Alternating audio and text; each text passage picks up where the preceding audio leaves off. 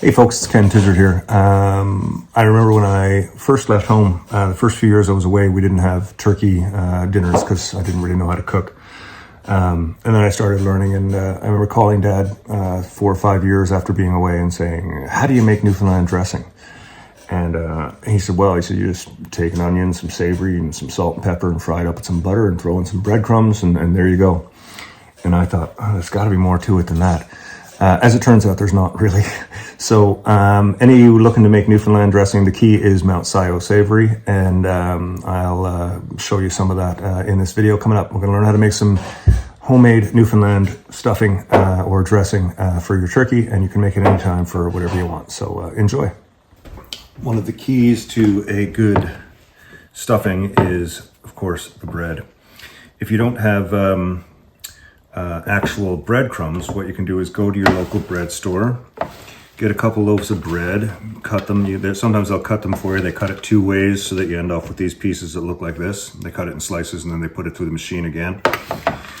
And this stuff here I like to let sit out for about 24 hours. I keep one that I kind of mash up more than the other, because this one is going to become the sort of more of the stuffing, whereas I like some of the bread bits as well, as they soak up all those juices from the turkey.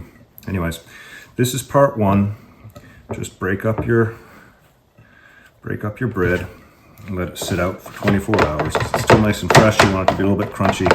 You don't have to worry about it being too crunchy. The bread, the turkey juice is going to make it wet anyways. But if you can get most of that moisture out of it before you make your dressing, that's a really good start. So there's not a lot of ingredients here for Newfoundland Savoury. As I showed you the other day, you've got your breadcrumbs, which have been sitting out for a couple days. Some are crunchy, some are soft. Break it up as much as you want. 1 onion, some salt and pepper, some butter, and of course, MountScio's Newfoundland Savoury. That is the key that makes all the difference in Newfoundland Savoury. So that's all you need. It's very straightforward. I'm going to show you how to get this all together now. So just before I get started, I've got a tray here of breadcrumbs. Nice just to sort of tray that's been sitting out. We've got our onions cut up, our butter, and our savory, and our salt and pepper. How much butter goes into this? I don't know. First thing I do is adjust the knobs on these knobs burn out.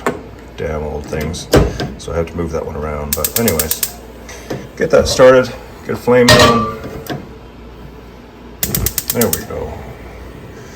I like to do it at about, you're not really cooking anything here. All you're doing is kind of, you are cooking the onions and cracking the savory, but I'll get to that. So I start, how much butter? I don't know.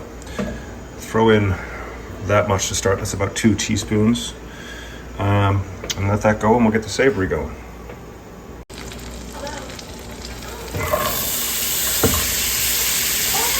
So that's a nice sound. And that's...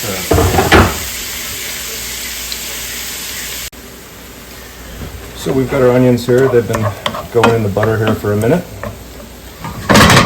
It's looking good. I haven't added more butter. It's looking like it's pretty good to me. This is salt and pepper. Nice little mix of salt and pepper that I keep in a little wooden jar here. This is actually a really nice little thing. And now, some people do this before. They put the savory in just with the butter. They refer to it as cracking the savory. How much am I using? I don't even know.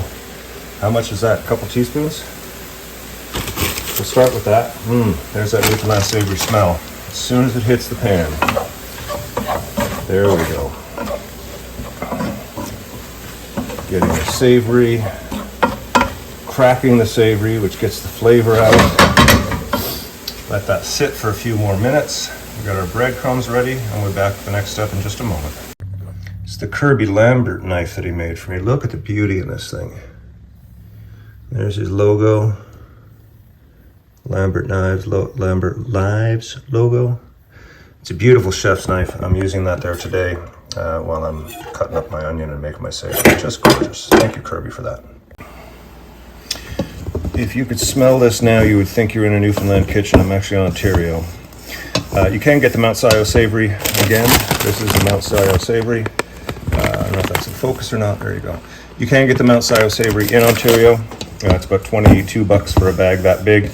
It stays for a long time. And as you can see, this dressing is now ready to go. So what you do with that is you fill your bird, put it in the oven, cook it however you cook it. Everybody has a different way. Take what's left over, throw it into a little casserole dish. Now, because you don't have any of the chicken oil going on it in the casserole dish, you can choose to throw a little bit of vegetable oil over it just before you put it in the oven.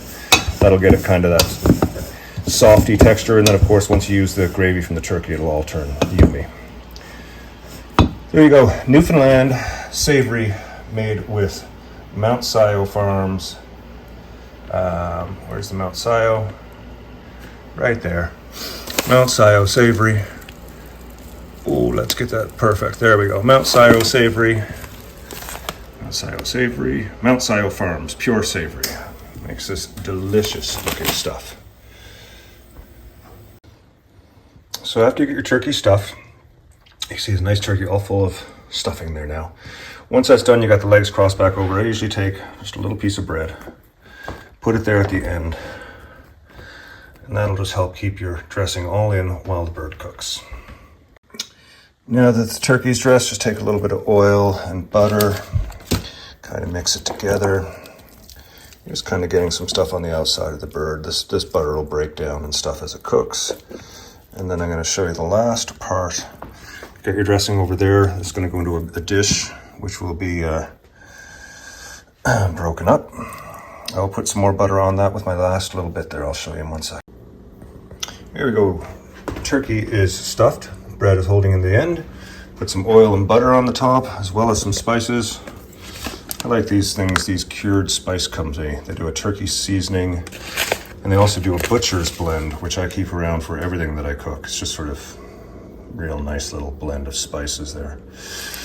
I get those at Bibbs down in Belleville. Bibbs in Belleville, that's where I get all my meat and cooking stuff from for this. So there's your turkey, there's your extra dressing. That is how it works. My name is Ken Tizzard. Hope you have a fantastic Thanksgiving. Cheers.